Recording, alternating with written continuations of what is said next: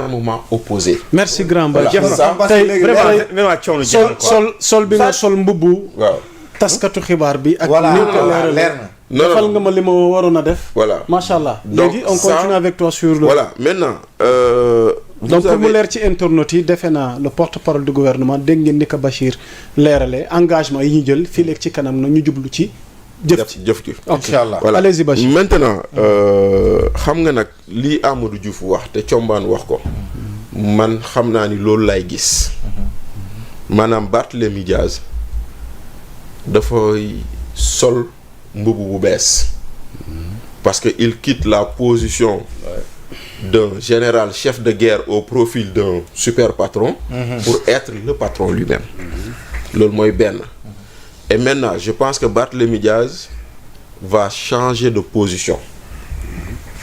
Parce que moi, je ne vous le cache pas, il m'a reçu, on a discuté pendant plus de 2 heures de temps sur ses intentions. Barthélémy Diaz vous a reçu. Oui, vous avez discuté. Il a sollicité à me rencontrer. Bon, moi, il a sollicité, donc je peux vous dire que... ci ban objet. Non, daf ma sollicité, ñu toog ñu waxtaan, on a... Mais loolu la expliqué. Yaa Moussa les hommes politiques rencontrent régulièrement les journalistes. Ou les je n'en chroniqueurs. disconviens pas. Voilà. je n'en disconviens Voilà. pas. Maintenant, parce que man mii en tant que seen rakk ci métier bi lu may dund la. voilà léegi nag maintenant. mais que Barthélémy Diaz ait porté le choix sur Bachir Fofana. ce choix n'est pas anodin. C'est pas une histoire de non mais xam nga il a certainement discuté avec d'autres. Avec d'autres. Quand même. Et man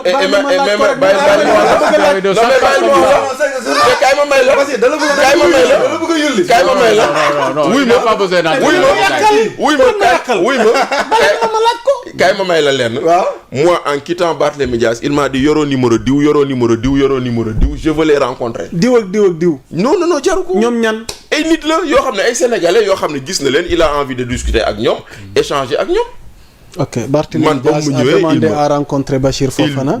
nga dem wuyu ko ngeen toog waxtaan. ñu waxtaan pendant plus de 2 heures. sur la situation de ce pays. le fait que nga évoqué ko kon am na lu ngeen fa waxtaan loo xam bëgg nga ñu ko xamal. sur la situation de ce pays man la mu bëgg a def expliquer na ma ko mais il ne me revient pas d'en dévoiler l'exclusivité parce que je veux pas au moins xam naa lu mu bëgg a def xam naa fan la bëgg a jëm xam naa nan la ci bëgg a def lan la ci bëgg a def loolu yëpp comprendre naa ko te semaine passée fii quand on a évoqué le cas Barth lan laa leen waxoon nee na leen Barth est en train d'appeler un contre-dialogue fii laa leen ko wax semaine passée ba yaa Moussa nga ne ma est-ce qu'il va réussir may la au moins on parlera de lui autant qu'on parlera du dialogue lii laa la waxoon semaine passée on est en train de le faire. mais en fait il ne s'aime même pas un contre-dialogue. noonu laa ko tuddee woon quoi il lance son mouvement. waaw noonu laa ko tuddee woon quoi voilà man dama ko tuddee woon contre-dialogue quoi mais aussi. yaa ngi ko waxoon.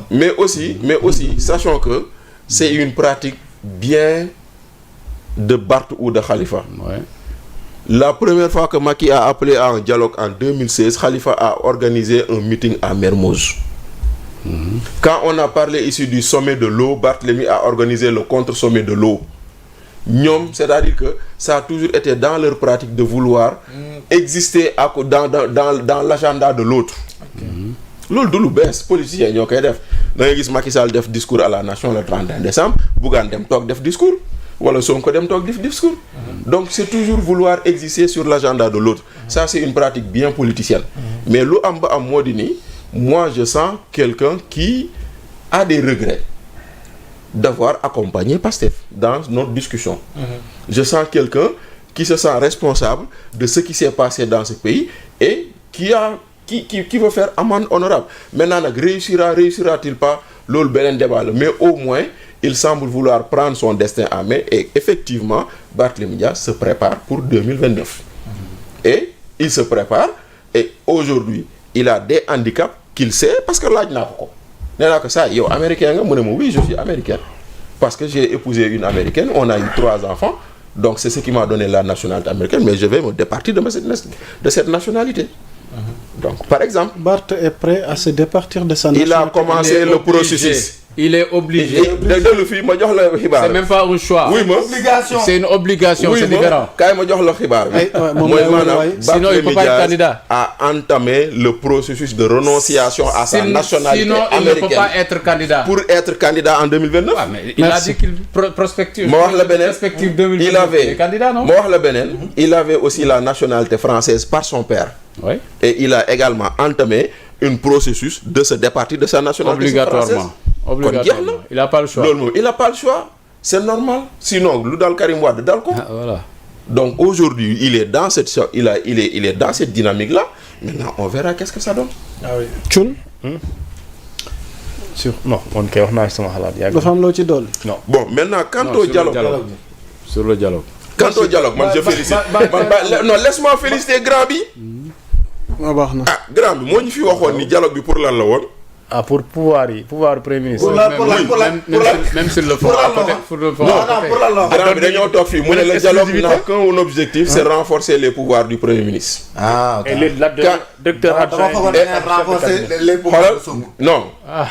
Grand bi loolu moom dama si d'accord moom. grand bi on est renforcer les pouvoirs oui ma premier ministre de la République. bañ fi njëkkee wax fii. dafa ne le dialogue n'a qu'un objectif, c'est renforcer les pouvoirs du premier ministre. Et aujourd'hui, il se trouve que le ministre directeur de cabinet adjoint du président de la République et par ailleurs ministre conseiller juridique a confirmé cela. Il dit bu ñu dialoguer ba pare on va réformer la constitution pour renforcer le pouvoir du premier ministre. Sauf que le problème que j'ai, les TDR yu ñu bind loolu bokku ci. Loolu mooy sama problème. Non, mais c'est pas parce que bokkul ci TDR Ils n'ont pas en discuté lors du dialogue. On amène des TDR, tu invites des gens pour discuter du système politique. Les pouvoirs du Premier ministre font partie du système politique. Non, xam nga la ngay xalaat. Voilà. C'est-à-dire que ils ont envoyé Oui, à toutes les formations politiques, oui, à toutes les organisations oui. de la société civile comme politique, ay termes de référence. Ci termes de référence yooyu dañ lay wax boo amee yow loo ci Suggestion, waaw. ay suggestion. Waaw. Mais suggestion dana jóge feneen wax ci pouvoir Premier ministre. Voilà. Oui. Parce que ba léegi on n'a pas arrêté les termes de référence. Mais lui a déjà donné les conclusions du dialogue. Voilà, c'est-à-dire lui que a donné les résultats du dialogue qui n'a pas commencé. voilà léegi ñoom. Voilà, parce que tey jii il ñoom dit dañu joxe à la fin du sommairement dialogue, sommairement lañ joxe liñ bëgg a waxtaanee. Voilà. léegi ñeneen ñi ils vont verser leur Voilà. leur ñoom nee réflexion. nañ à la fin du dialogue on va réformer Mais la coow li constitution yëpp pour renforcer les pouvoirs. coow li yëpp. Voilà. pour le répéter. mooy renforcer les pouvoirs du Premier ministre mais foofu. Ce sera une violation de la Constitution. Non, c'est une usurpation du peuple Xamul tax. souverain, Non, du même suffrage du peuple. même ma ñëw Comment? même ma Une ñëw usurpation du waaw, même peuple, ma du ñëw. suffrage du peuple. loolu laa ciy dolli tey. moo tax ma defar waat. waaw loolu laa ciy dolli tey taxawal bu baax. gis nga président de la République institution la manteau la. Bassirou Diomaye Faye moomu ko. comme ni ko Macky Sall moomeewul woon comme ni ko Ablaye Wade moome et cetera et cetera. manteau bu ñu lay jox la nga sol ko nekk président de la République mu ànd ak ay prérogatives. prérogatives yooyu amoo droit fell ci benn di jox kenn. waaw kenn est-ce que falul dégg nga bu baax. faluñu kenn ku dul yow.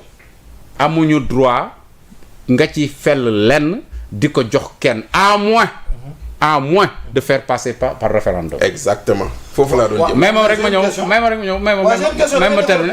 même ma terminer léegi question yu sensible comme ça nga xam ne la nature du régime politique la ñuy laal foofu sax le principe de l'intangibilité sax day ñëw parce qu'il y a certaines dispositions yoo xam ne clause waaw voilà il y a les clauses de l'intangibilité donc loolu mënoo koo laal nu mu la neexee par des lois constitutionnelles c'est-à-dire que doo def loi rek yóbbu assemblée yaa am majorité ñu votel la ko nga jël ci pouvoir yi ne léegi décret bi maag waajee koy signandoo wala lii mooy am et cetera non def waaye exemple la rek defal ndànk rek wax dégg na gën a neex dégg na gën a neex waaye yéen ñaar ñëpp dama lay laaj est-ce que vraiment mais li nga wax nii mais da ngeen koy may mu développer xam nañ ko déglu rek waaye léegi mayel ci j'ai envie de le relancer en fait non li nga wax c'est important mais est-ce que bu ñu ko discuter ci dialogue bi. voilà ak bëgg ko insérer ci constitution bi. est-ce que la révision elle se fera par voie référendaire ou voie parlementaire. Voilà, c'est ça le débat. Voilà. Non, de manière par voie référendaire, bon là aucun problème. Non, defal ndànk par principe. waaw man même buñ ko tegee sax ci dialogue bi. di ko waxtaanee les acteurs politiques waruñu nangu ñu koy jàllale feneen fu dul référendum. man de c'est la seule demande que j'ai. est-ce que comprendre baa li ma wax. Sénégal c'est tellement sensible que sénégalais yi dañ cee war a dugal seen xalaat. c'est la seule c'est-à-dire demande que dañ koy teg dañ koy teg non xaaral damay terminer nga door sa question. dañ ko war a teg ci table ji ne sénégalais yi waaw da defal naa ngi rek. xam nga tey par exemple ba ñuy def mos naa ko fi wax ba ñuy def régime parlementaire. Mamadou Dia nekk président conseil. Senghor nekk président de la République. il y avait une séparation. des attributs. Senghor s'occupait des affaires extérieures. Mamadou Dia moo doon doxal les affaires intérieures. ma ne Ousmane Sonko ak Diomaye loolu lañ copier sauf que c'est pas encore institutionnalisé. Maintenant ils vont vers l'institutionnalisation. et c'est ça qu'il faut voir parce que bu dee régime parlementaire la ñuy def wala le premier ministre est issu de l'Assemblée nationale. Voilà. Mais jël ay pouvoir jox ko premier ministre alors que le premier ministre il est nommé il n'est pas élu. S'il y avait le ticket président vice-président ñu ànd dem élection ñu falanoon leen ils ont la même légitimité. Mais nag comme du ticket. ñoom soulevé woon nañ ticket gars yi yuuxu ñu wàccee ko teg ko ci suuf maintenant. Ils essaient d'une autre manière de faire revenir cette affaire-là. Exactement. Pour renforcer les pouvoirs du Premier ministre. Maintenant bés bu ñu ko defee en faisant passer ça par une loi constitutionnelle ils auraient violé la constitution nañu dem référendum ñu teg ko ci table Sénégalais yi ne waaw d'accord nañu léegi sunu